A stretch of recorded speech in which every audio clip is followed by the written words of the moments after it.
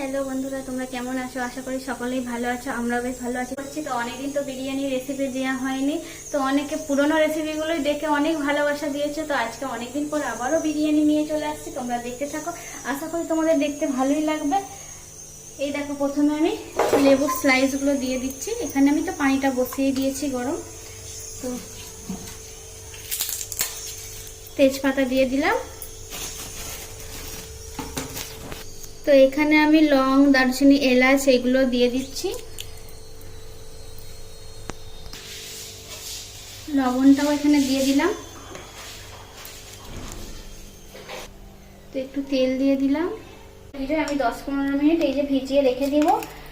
তো এটা হচ্ছে বাসমতি চাউল করে নিয়েছি হালকা করে, বেশি সিদ্ধ করিনি। তোমরা দেখতেই পাচ্ছ, তোমরা এইভাবেই সিদ্ধ করে নেবে। তো এবার আমি তেল গরম হয়ে গেছে, তোমরা দেখতেই পাচ্ছ বন্ধুরা। তো আমি আবার আলুগুলো আস্তে আস্তে ছেড়ে দিচ্ছি। তবে 15 মিনিট ভিজিয়ে রেখেছিলাম চালটা, তো ভেজানো চালটা এবার আমি দিয়ে দিচ্ছি।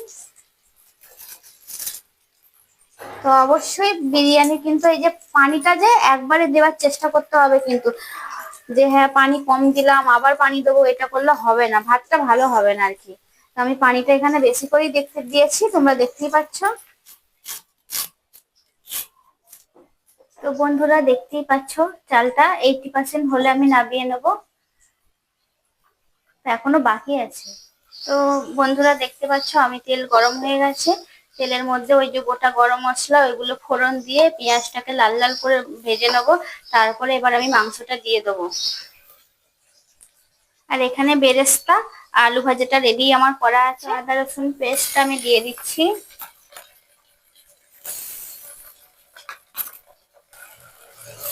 একটু আদা রসুনটা 2 মিনিট নাড়াচাড়া করে নেবো। এটা কাশ্মীরি রেড চিলি পাউডারটা দিয়ে দিচ্ছি।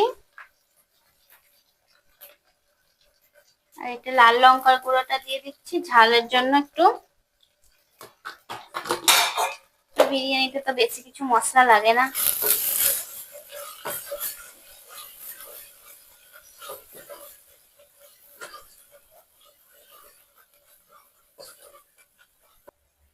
এবার আমি মাংসগুলো দিয়ে দেবো।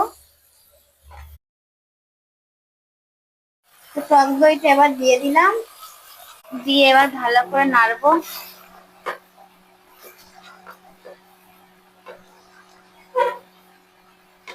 বিরিয়ানির মশলাটা দিয়ে দিলাম। তবে বিরিয়ানির মশলাটা আমি বাড়িতেই বানাই। এটা বন্ধুরা দেখতেই পাচ্ছ, সব রেডি। এবার শুধু সাজিয়ে নেবার পালা।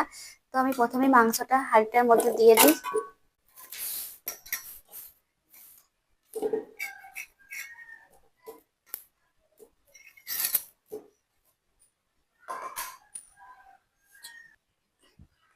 এবার এই যে খোয়া ক্ষীরগুলো দিয়ে দিচ্ছি।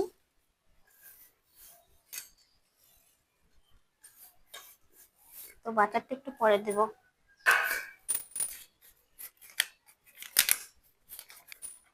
আলু বখরাটা এবার দিয়ে দিচ্ছি। এটা আলু বখরা, অনেকে চেনো না, হয়তো জানো না।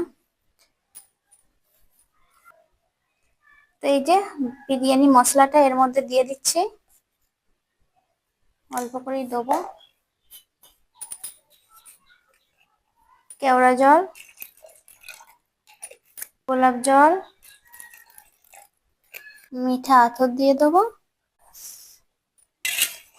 তো এবার এটাকে ভালো করে ফাটিয়ে নেব। এবার এই যে ফাটানো এই ঝোলটা এর মধ্যে দিয়ে দেবো।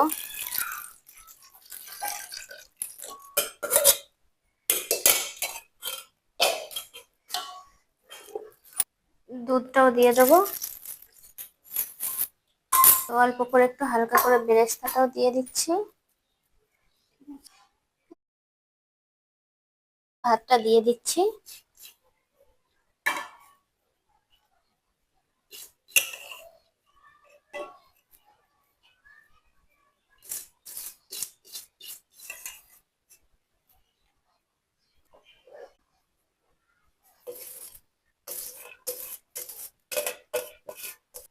বাটার দিয়ে দিচ্ছি।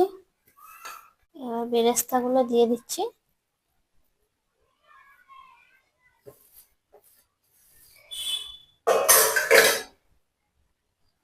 অল্প কিছু বিরিয়ানির মশলা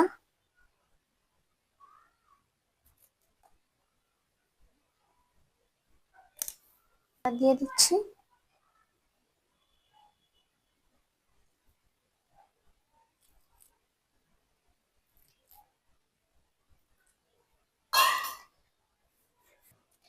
তো এবার লাস্টে সর্বশেষে আমি ঘিটা দিয়ে দিচ্ছি।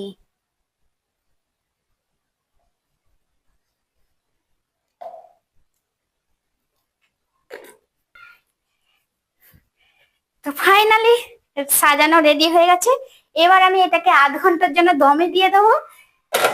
এই দেখতেই পাচ্ছ, এটা আমি দমে দিয়ে দিয়েছি, আধ ঘন্টার জন্য দমে হবে। তারপর তোমাদের খালি বিরিয়ানিটা দেখাবো। Finally biryani ready. তো এবার আমি খুলে একটু দেখি।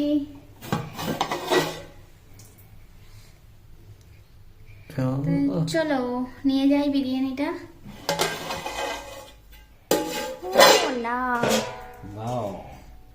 নাইস, স্মেলটা যা সুন্দর বেরোচ্ছে না। বিরিয়ানিতে তো আলু দেয় না, তো হায়দ্রাবাদি দম বিরিয়ানিতে আমি চিকেনের বানাবো। এইরকম কাটতে হবে, বুঝতে পারছো? এইরকম হয়েছে। তো বন্ধুরা দেখতেই পাচ্ছ আমাদের সেই ফাইনালি বিরিয়ানিটা রেডি হয়ে গেল। এবার আমরা গরম গরম খাওয়া শুরু করব।